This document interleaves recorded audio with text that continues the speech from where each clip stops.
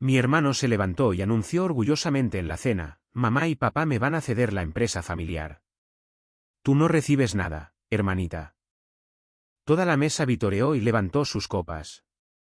Yo simplemente sonreí, tomé un sorbo de vino y dije con calma: papá. ¿Debería decírselo ahora, o lo harás tú? Su tenedor golpeó el plato con un estruendo. Mi hermano se puso rojo y gritó: ¿decirnos qué?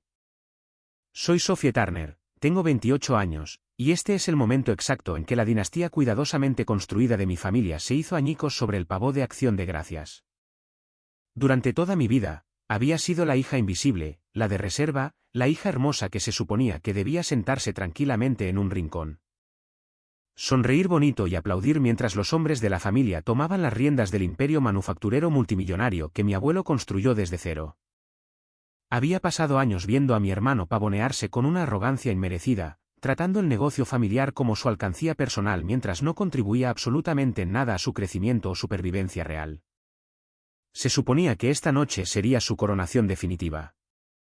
El gran anuncio donde mis padres lo coronarían oficialmente como CEO y único heredero, excluyéndome por completo del legado por el que yo había estado sangrando en secreto. Pensaron que simplemente me sentaría allí y lo aceptaría. Pensaron que solo era una chica ingenua que no entendía cómo funcionaba el poder corporativo. Pero lo que no sabían era que mientras estaban ocupados preparando su trono, yo ya había comprado todo el reino justo debajo de sus narices. Antes de que te cuente lo que dijo y lo que pasó después de que me fui, dime, ¿qué hora es para ti ahora mismo? ¿Y desde dónde estás viendo esto? Tengo curiosidad por ver hasta dónde viajará esta historia. El silencio que se abatió sobre el comedor privado del restaurante fue absoluto y sofocante. Hace un segundo, mis tías, tíos y primos habían estado levantando sus costosas copas de cristal, sus rostros enrojecidos por el vino y la alegría de celebrar a Nathan. Ahora estaban congelados como estatuas, sus ojos moviéndose nerviosamente entre mí, mi padre tembloroso, Robert, y mi furioso hermano, Nathan. Mi madre, Margaret, fue la primera en intentar salvar la atmósfera destrozada. Soltó una risa nerviosa y aguda, agitando la mano con desdén en mi dirección como si yo fuera una niña pequeña haciendo una rabieta. Oh, Sophie, deja de ser tan dramática, me regañó, su voz goteando con ese tono familiar y condescendiente que siempre usaba cuando me atrevía a salirme de la línea. Esta es la noche especial de Nathan. No la arruines con una de tus bromitas. Pero no me reí y no aparté el contacto visual de mi padre.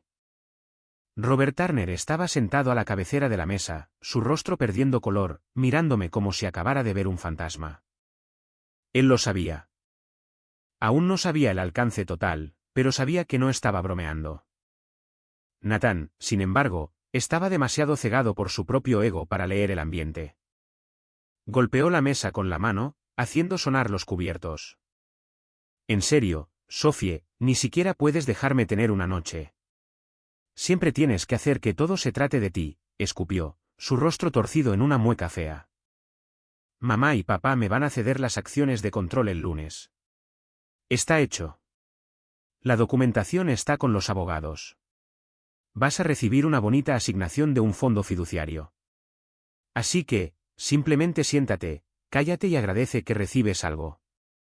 Lentamente dejé mi copa de vino, el suave tintineo resonó como un disparo en la habitación silenciosa y muerta. Me recliné en mi silla, cruzando los brazos, y dejé que una sonrisa lenta y terriblemente tranquila se extendiera por mi rostro. La documentación puede que esté con los abogados, Nathan, dije, manteniendo mi voz perfectamente nivelada. Pero te sugiero que leas los estatutos corporativos antes de empezar a elegir muebles de oficina nuevos, porque papá no puede cederte las acciones de control.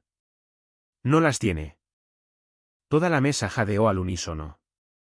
Mi tío se atragantó con su bebida, tosiendo violentamente en su servilleta.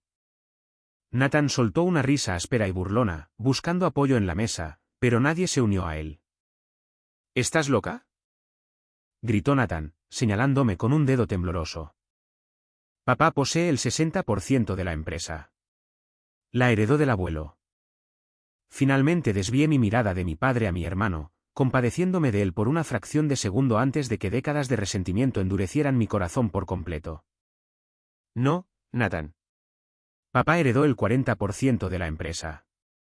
El abuelo distribuyó el otro 20% entre sus socios fundadores y la alta dirección para asegurarse de que la familia no pudiera destruir ciegamente el negocio por pura incompetencia, algo contra lo que advirtió explícitamente.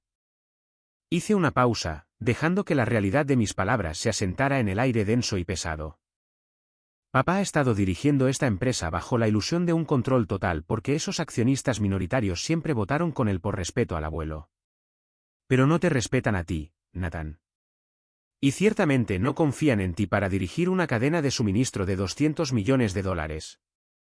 Así que, cuando oyeron que papá planeaba entregarle las llaves a un hombre cuyo único logro notable es chocar 3 coches de lujo en 5 años, decidieron que era hora de vender. Metí la mano en mi bolso de diseñador que estaba en la silla junto a mí y saqué una gruesa carpeta legal encuadernada en cuero. La arrojé al centro de la mesa. Se deslizó perfectamente sobre el mantel blanco, deteniéndose justo al lado del centro de mesa. Y yo fui quien los compró, concluí, viendo cómo la sangre desaparecía por completo del rostro de Nathan. Para entender la magnitud de la traición que sintió mi familia en ese momento, tienes que entender la base tóxica sobre la que se construyeron todas nuestras vidas. Desde que era una niña pequeña, el hogar de los Turner operaba bajo una estricta jerarquía no verbal. Nathan era el hijo, y el resto de nosotros éramos solo planetas que se esperaba que orbitaran alrededor de su brillantez. Él era el primogénito, el niño de oro, el heredero indiscutible del imperio industrial Turner. No importaba que apenas se graduara de la secundaria, que lo expulsaran de 2 prestigiosas universidades de negocios por fiestero, o que no tuviera ningún interés en la fabricación. Era un hombre con el apellido Turner, y en la anticuada visión del mundo de mi padre, esa era la única cualificación que necesitaba. Pero yo era diferente. No quería ir a bailes de debutantes ni pasar mis fines de semana de compras con las amigas del club de campo de mi madre. Quería estar en la fábrica. Mi abuelo, Charles Blake, fue la única persona en la familia que realmente me vio. Cuando tenía 8 años, me sacaba a escondidas de la casa los sábados por la mañana y me llevaba a la planta de fabricación. El olor a grasa, ozono y metal caliente era mi perfume. El abuelo Charles me paseaba por las líneas de montaje, explicándome las complejidades de la oferta y la demanda, los márgenes de costo y los marcos logísticos. Me trataba como a una igual, como a alguien cuyo cerebro importaba. Tienes la mente de una constructora, Sophie, solía decirme, golpeando mi frente con su dedo calloso. Tu hermano quiere usar la corona, pero tú realmente quieres construir el reino. Nunca dejes que te digan que no perteneces a esta habitación. Cuando el abuelo Charles falleció repentinamente durante mi primer año de universidad, todo mi mundo se derrumbó. No solo porque perdí a mi mentor y mejor amigo, sino porque mi padre inmediatamente ocupó el vacío de poder y me cerró la puerta en la cara. Acababa de declarar mi especialización en finanzas y gestión de la cadena de suministro, con la esperanza de enorgullecer a mi abuelo. Volví a casa para el funeral y le conté con orgullo a mi padre sobre mis planes académicos. Nunca olvidaré la expresión de pura molestia y desdén en su rostro. «Qué bien, Sophie», había dicho Robert, sin siquiera levantar la vista de sus papeles. «Pero no te estreses con esos temas tan pesados. El negocio es responsabilidad de Nathan. Tú solo concéntrate en encontrar un buen marido y darnos nietos». Fue una bofetada en la cara, un borrado total de mi identidad y mis capacidades. Durante años, observé desde la barrera cómo a Nathan le entregaban puestos ejecutivos de alto nivel para los que no estaba en absoluto cualificado. Lo vi cometer errores logísticos catastróficos que le costaron millones a la empresa, solo para que mi padre lo rescatara silenciosamente y cubriera las pérdidas. Mientras tanto, me gradué como la mejor de mi clase, obtuve mi MBA de una universidad de primer nivel de la Ivy League y me fui a trabajar a una despiadada firma de capital privado en Nueva York. Aprendí a destrozar empresas, analizar sus debilidades y reconstruirlas para obtener el máximo beneficio. Me convertí en un tiburón en un mar de hombres que constantemente me subestimaban. Cada vez que intentaba ofrecerle a mi padre un consejo sobre los márgenes decrecientes de nuestro negocio familiar, me colgaba el teléfono. Cada vez que presentaba una propuesta estratégica, Nathan la tiraba a la basura y me decía que me quedara en el lugar de una mujer. Pensaron que mi silencio durante los últimos años era sumisión. Pensaron que finalmente había aceptado mi papel de hermana pequeña derrotada e irrelevante. No tenía ni idea de que simplemente estaba esperando en la hierba alta, afilando mis dientes y estudiando el tablero de ajedrez corporativo hasta que estuviera lista para darles jaque mate en un solo movimiento. La adquisición hostil de la empresa de mi propia familia no fue un acto impulsivo de venganza. Fue una operación militar cuidadosamente calculada que me llevó 3 años agotadores ejecutar. Trabajar en capital privado me había enseñado una verdad innegable. El dinero habla, pero la influencia grita. Sabía que mi padre poseía el 40% de las acciones y mi madre el 10%. Combinados, tenían exactamente el 50%. Era un punto muerto, un sistema de seguridad intencional instituido por el abuelo Charles para garantizar que las decisiones corporativas importantes requirieran al menos un voto externo de los accionistas minoritarios. Estos accionistas minoritarios eran 5 hombres mayores. Los amigos más antiguos y socios fundadores del abuelo que poseían cada uno exactamente el 4%. Estaban jubilados, viviendo en campos de golf en Florida y Arizona, completamente desconectados de las operaciones diarias de la empresa. También sabía que el inminente ascenso de Nathan a CEO los aterrorizaba. Recibían los informes financieros trimestrales.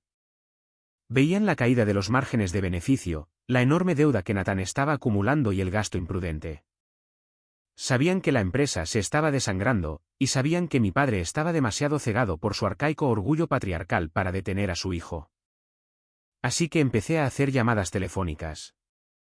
No me acerqué a ellos como la hija descontenta. Me acerqué a ellos como la vicepresidenta senior de adquisiciones de una importante firma de Nueva York. Volé para reunirme con cada uno de ellos en privado. Me senté en sus salas de estar, bebí té helado con sus esposas y presenté una proyección financiera completa y brutalmente honesta de lo que pasaría con sus acciones si Nathan tomaba el control. Les mostré los números. Demostré que en 5 años, la empresa estaría en bancarrota y sus acciones no valdrían absolutamente nada. Luego les ofrecí una salida. Me ofrecía comprar sus acciones con una prima, un 20% por encima del valor de mercado, pagado en efectivo desde un fideicomiso ciego que había establecido usando mis propias y sustanciales bonificaciones de Wall Street e inversiones agresivas. La única condición era el secreto absoluto. Las transferencias debían permanecer estrictamente confidenciales hasta la próxima reunión anual de accionistas o hasta que se anunciara una transición ejecutiva importante. Uno por uno, aceptaron. No me vendieron solo por el dinero. Me vendieron porque recordaban a la niña pequeña que solía caminar por la planta de la fábrica con Charles Blake. Vieron el fuego de mi abuelo en mis ojos, y sabían que yo era la única capaz de salvar su legado. Para cuando llegó el día de Acción de Gracias, había adquirido con éxito el 20% total de las acciones minoritarias. Sumado al 5% del fondo fiduciario que el abuelo me había dejado legalmente bloqueado para cuando cumpliera 25 años, ahora poseía exactamente el 25% de la empresa. Pero el 25% no vence al 50%. Necesitaba una pieza más del rompecabezas. Necesitaba romper el bloque de votación de mis padres. Y fue entonces cuando descubrí el secreto más oscuro de mi padre. Mientras hacía una inmersión profunda en los pasivos de la empresa durante mi fase de diligencia de vida, encontré un rastro oculto de enormes préstamos personales que mi padre había tomado contra los activos de la empresa. Había estado desviando silenciosamente millones para cubrir los errores catastróficos de Nathan y para financiar su propio estilo de vida lujoso, ocultándoselo por completo a mi madre y a la junta directiva. Técnicamente era culpable de fraude corporativo. Llevé esta información a un abogado corporativo, estructuré una estrategia de apalancamiento blindada y simplemente esperé el momento perfecto para atacar. Y ahora, sentada en esta mesa de acción de gracias, viendo el rostro de mi hermano contorsionarse de rabia y a mi padre sudar a través de su traje hecho a medida, supe que el momento finalmente había llegado. La bomba estaba preparada y yo sostenía el detonador. Nathan se abalanzó sobre la mesa, sus manos arrancando frenéticamente la carpeta de cuero que había arrojado. La abrió de golpe, sus ojos escaneando los documentos legales fuertemente redactados, las escrituras de transferencia y las firmas de los 5 accionistas minoritarios. Sus manos temblaban tan violentamente que algunas páginas se le escaparon de las manos y se esparcieron sobre el pavó asado y la salsa de arándanos. «¡Esto es falso!», chilló Nathan, su voz quebrándose como la de un adolescente en pánico. «Es un farol. No tienes el dinero para comprarlos». papá, dile que está mintiendo. Robert Turner no dijo una palabra. Se quedó completamente paralizado, con los ojos fijos en los documentos con una mirada de puro y absoluto horror. Reconoció las firmas. Reconoció el sello legal de mi firma de Nueva York. Sabía que era real. Mi madre, Margaret, finalmente salió de su conmoción y dirigió su ira hacia mí. Sophie Turner, ¿cómo pudiste hacer algo tan malicioso?, gritó, con lágrimas de ira brotando de sus ojos. Ir a espaldas de tu familia, conspirar contra tu propio hermano. Te criamos mejor que esto. Estás destrozando a esta familia por celos mezquinos. ¿Celos? Me reí, un sonido frío y agudo que hizo que algunos de mis primos se estremecieran. No estoy celosa de un hombre que ni siquiera sabe leer un balance básico. Mamá, estoy interviniendo para evitar que lleve a la quiebra el trabajo de toda la vida del abuelo. Las únicas personas que están destrozando a esta familia sois tú y papá por permitir su incompetencia durante décadas mientras me tratabais como basura. Cállate. Rugió Nathan, arrojándome un puñado de documentos a la cara. Cayeron inofensivamente al suelo. No importa. Incluso si tienes el 25%, papá y mamá todavía tienen el 50%. Todavía tienen la mayoría. Pueden superarte en la votación el lunes y hacerme CEO de todos modos. Acabas de desperdiciar millones de dólares para nada, estúpida. La sala jadeó ante el insulto, pero ni siquiera parpadeé. Solo sonreí más ampliamente, inclinándome hacia adelante y apoyando los codos en la mesa, juntando las manos. Tienes razón, Nathan. El 25% no es suficiente para detener la votación, pero el fraude sí lo es. Dirigí mi mirada directamente a mi padre, bajando mi voz una octava para que llevara el peso aterrador de la autoridad absoluta. Papá, ¿te gustaría explicarle a la familia y a mamá a dónde fueron los 12 millones de dólares del Fondo de Reserva de Emergencia? Porque según la auditoría forense que acabo de completar, no se destinaron a mejoras de fabricación. Se fueron a una sociedad ficticia registrada en las Islas Caimán para pagar las deudas de juego de Nathan y para cubrir las llamadas de margen de tus fallidas inversiones inmobiliarias personales. Mi madre soltó un grito ahogado y espeluznante, volviéndose hacia mi padre con los ojos muy abiertos y horrorizados. Robert, ¿de qué está hablando? 12 millones de dólares. El rostro de Robert se derrumbó. Hundió la cara entre las manos, dejando escapar un sollozo patético y roto. Era un hombre orgulloso y arrogante que había pasado toda su vida proyectando fuerza, y ahora se estaba desmoronando en polvo frente a toda su familia extendida. Tenía que hacerlo, gimió Robert, sin mirar a mi madre. Nathan se metió en problemas muy graves con gente mala. La empresa era la única garantía que tenía. Iba a devolverlo. Juro que iba a devolverlo antes de que alguien se diera cuenta. Pero no lo hiciste, dije fríamente, cortando sus patéticas excusas. Y como accionista del 25%, tengo el derecho legal de exigir una investigación inmediata por parte de la SEC y presentar cargos penales por malversación. A menos, por supuesto, que aceptes mis términos. Toda la dinámica de la sala cambió. Ya no era la hermana pequeña haciendo una rabieta. Era una verdugo sosteniendo el hacha sobre sus cabezas. Nathan estaba hiperventilando, agarrándose el pecho mientras la realidad de su inminente ruina se asentaba. ¿Qué términos?, susurró mi padre, su voz temblando de derrota. Vas a renunciar como presidente de inmediato, dicté, mi voz resonando claramente en la sala silenciosa. Vas a transferirme el 26% de tus acciones, dándome una mayoría de control del 51%. Tomarás una jubilación anticipada y a Nathan se le prohibirá permanentemente la entrada a las instalaciones de Turner Industrial. A cambio, reestructuraré internamente la deuda, te salvaré de la prisión federal y te permitiré conservar tus acciones restantes para que no termines viviendo en una caja de cartón. Esos son los términos. No negociables. La pura audacia de mi demanda golpeó la habitación como una onda sísmica, paralizando a cada persona en la mesa durante un largo y agónico segundo. Luego estalló un caos absoluto y sin filtros, rompiendo para siempre la prístina ilusión de la familia Turner. Mi madre, Margaret, fue la primera en quebrarse. Soltó un gemido histérico y agudo, abandonando por completo su serena personalidad de socialité mientras comenzaba a golpear el hombro de mi padre con los puños. Sus anillos de diamantes captaban la tenue luz del restaurante. Exigió saber cómo pudo haber sido tan increíblemente estúpido. Cómo pudo haber despilfarrado toda su posición social y seguridad financiera solo para encubrir los catastróficos y patéticos errores de Nathan.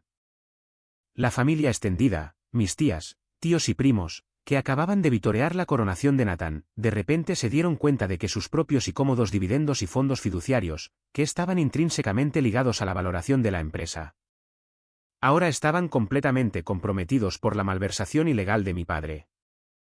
El tío Henry se puso de pie, con el rostro morado de rabia, gritándole a Robert por traicionar la confianza de la familia, mientras que la tía Clara tuvo que sentarse, agarrándose el pecho como si fuera a desmayarse. Pero fue la reacción de Nathan la que realmente se robó el espectáculo. Al darse cuenta de que toda su identidad, su riqueza inmerecida, sus coches de lujo y su prestigioso título se estaban desvaneciendo en el aire, perdió por completo la cabeza. El arrogante y sonriente niño de oro se convirtió en un animal salvaje y desesperado.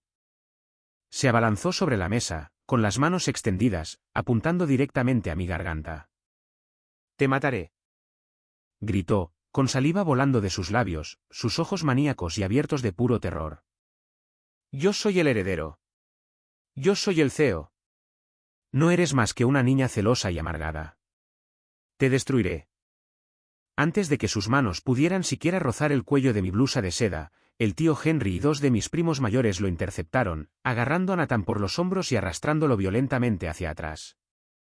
Se debatió, pateó y arañó como un niño pequeño teniendo un berrinche, su costoso traje rasgándose en la costura mientras volcaba copas de vino medio vacías y enviaba platos de pavo asado y salsa de arándanos a estrellarse contra el suelo de madera importada. «Quítenme las manos de encima.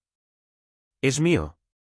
La compañía es mía», se lamentó, su voz quebrándose lastimosamente mientras se disolvía en un desastre llorón e hiperventilante en el suelo del comedor privado. No me inmuté. No me moví ni un centímetro.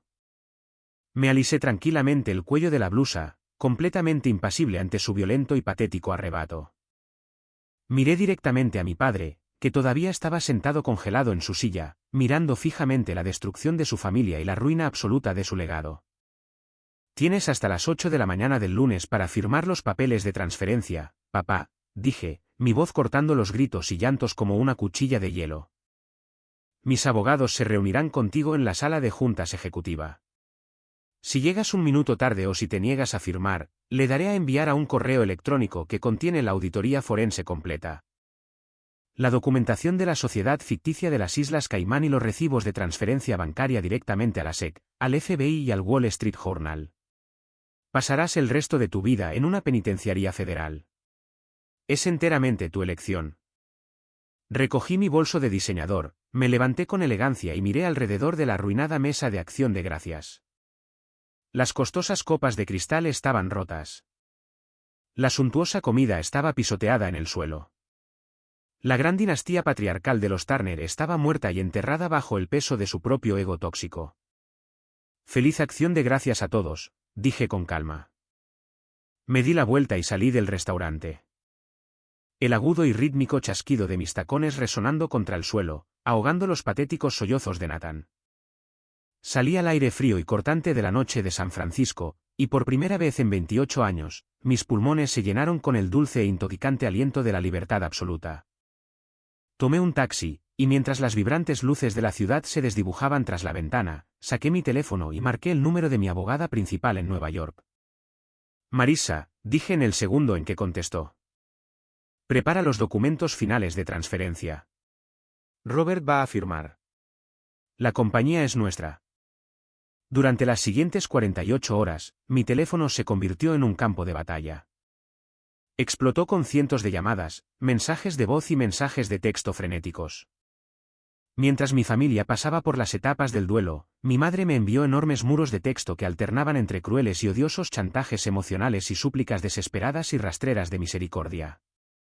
Me rogó que recordara la importancia de la lealtad familiar, suplicándome que le diera a Nathan un puesto, incluso un trabajo de gestión de nivel medio sin sentido con una oficina en la esquina, solo para salvar su orgullo y mantener las apariencias en su club de campo. No respondí. Simplemente bloqueé su número.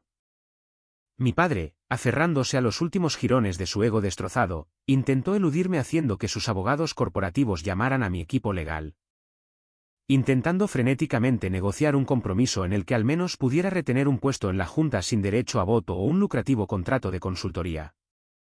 Le di instrucciones a Marissa para que entregara un mensaje muy simple. Si Robert pedía una sola concesión más, el trato se cancelaba permanentemente y él iría a la cárcel. Para el domingo por la noche, las llamadas frenéticas cesaron abruptamente. Se había rendido por completo. Sentada en mi apartamento de lujo, bebiendo una copa de Burdeos de época mientras contemplaba el horizonte de la ciudad, me permití una sonrisa genuina. La dinámica había cambiado permanente e irreversiblemente. Los hombres que habían pasado toda su vida diciéndome que no valía nada, diciéndome que me quedara en el lugar de una mujer, ahora estaban de rodillas suplicando mi misericordia, y a mí no me quedaba absolutamente ninguna para dar. El lunes por la mañana llegó con un frío cortante e implacable en el aire. Pero cuando salí de mi coche y miré hacia la imponente fachada de cristal de la sede de Turner Industrial, nunca me había sentido más cálida o más viva. Atravesé las puertas giratorias y tomé el ascensor privado hasta el último piso, entrando en la sala de juntas ejecutiva con paneles de vidrio precisamente a las 8 de la mañana vistiendo un traje azul marino impecablemente entallado que gritaba poder. Mi padre ya estaba allí, flanqueado por su equipo legal completamente derrotado y exhausto. Su aspecto era casi impactante. Parecía como si hubiera envejecido 15 años en el lapso de un solo fin de semana. Tenía los ojos hundidos e inyectados en sangre. Sus manos temblaban notablemente mientras descansaban sobre la mesa de caoba, y sus hombros estaban caídos en la postura de un hombre completamente quebrado. Ni siquiera podía obligarse a hacer contacto visual conmigo. Nathan, como era de esperar, no estaba por ninguna parte. Sin duda, mi padre le había prohibido entrar en el edificio para evitar otro arrebato histérico y humillante que pudiera poner en peligro el único acuerdo que lo mantenía fuera de la prisión federal. Sin una sola palabra de saludo, mi abogada principal, Marissa, deslizó la enorme pila de documentos de transferencia vinculantes sobre la mesa. El silencio en la sala era absoluto y sofocante, roto solo por la respiración pesada y entrecortada de mi padre y el agudo rasguño de su costosa pluma estilográfica mientras firmaba sistemáticamente su poder, su orgullo, sus acciones y todo su legado. Cuando terminó de rubricar la última página, empujó lentamente los documentos de vuelta sobre la enorme mesa. Finalmente se obligó a mirarme, sus ojos rebosantes de una mezcla compleja y patética de profundo resentimiento, profundo miedo, y quizás por primera vez en su miserable vida, una pizca de respeto genuino y aterrorizado. Destruiste a tu propia familia por dinero y rencor, Sophie, graznó, su voz hueca y temblorosa. Recogí tranquilamente los documentos, golpeándolos ordenadamente contra la mesa para alinear los bordes, y miré al hombre que había pasado toda mi vida tratando de borrar mi existencia. No hice esto por dinero, papá. Y ciertamente no lo hice por rencor, respondí, mi voz firme y completamente desprovista de emoción. Hice esto para salvar el legado del abuelo Charles del hijo inútil y privilegiado que casi lo destruye. Tú rompiste esta familia el mismo día que decidiste que mi valor estaba determinado por mi género y le entregaste ciegamente las llaves a un tonto. No destruí nada. Solo limpié tu catastrófico desastre. Le di la espalda y salí de la sala de juntas, oficialmente con el 51% de las acciones. Yo era la propietaria mayoritaria. Yo era la CEO. El reino era finalmente mío. Durante el año siguiente, la transición corporativa que orquesté fue brutal, rápida y absolutamente necesaria. En mi primer día, despedí sin piedad a todo el equipo ejecutivo hinchado e incompetente que mi padre había instalado, un montón de aduladores que habían permitido el gasto imprudente de Nathan. Implementé una reestructuración financiera rigurosa e intransigente, liquidando activos de bajo rendimiento para pagar agresivamente las enormes montañas de deuda que Nathan había acumulado. Modernicé nuestra cadena de suministro global con tecnología de vanguardia que el viejo y terco régimen se había negado arrogantemente a adoptar. Lo más importante, traje de vuelta a los ingenieros veteranos, los gerentes de planta y las mujeres brillantes que mi padre había marginado sistemáticamente, dándoles lucrativos incentivos de participación en las ganancias y una voz real en el futuro de la empresa. En 18 cortos meses, nuestros márgenes de beneficio no solo se recuperaron, sino que se dispararon, rompiendo todos los récords de la compañía. La industria manufacturera tomó nota seriamente y pronto aparecí en la portada de las principales revistas de negocios nacionales. No como una rica heredera privilegiada, sino como una especialista en reestructuración corporativa despiadada y brillante que había salvado un imperio del borde del colapso. En cuanto a mi familia tóxica, la fractura fue permanente y absoluta.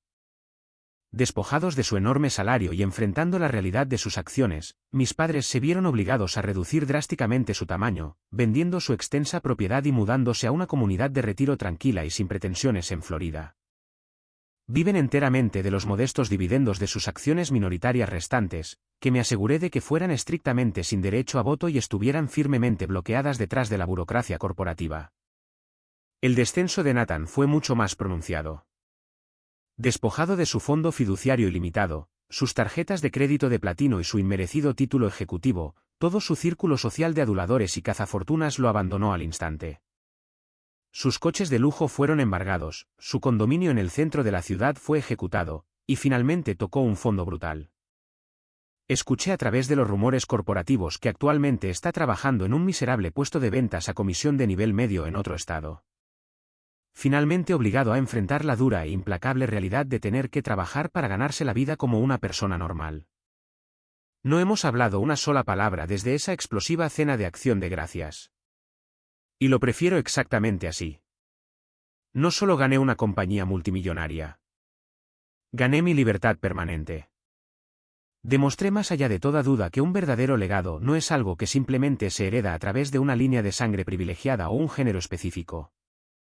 Es algo que forjas con tus propias manos, tu propio intelecto agudo y tu propia resiliencia inquebrantable. Sentada hoy en la antigua oficina de mi abuelo, mirando a través de las ventanas del suelo al techo sobre la extensa y bulliciosa planta de la fábrica de abajo, finalmente siento su orgullosa presencia de pie a mi lado. Ya no soy la hermana pequeña invisible y olvidada sentada tranquilamente en las sombras, esperando migajas de afecto. Soy la única arquitecta de mi propio imperio, la reina indiscutible e indiscutida de la sala de juntas, y la peor pesadilla absoluta de cualquiera que se atreva a decirme que me quede en mi lugar. Y si hay una lección profunda que quiero que todos los que vean este vídeo se lleven de mi historia, es esta. Nunca, jamás, subestimes a los callados de la sala. No estamos en silencio porque seamos débiles y no somos dóciles porque estemos derrotados. Estamos en silencio porque estamos ocupados tramando nuestra victoria final. Y cuando finalmente decidamos atacar, nos lo llevaremos absolutamente todo.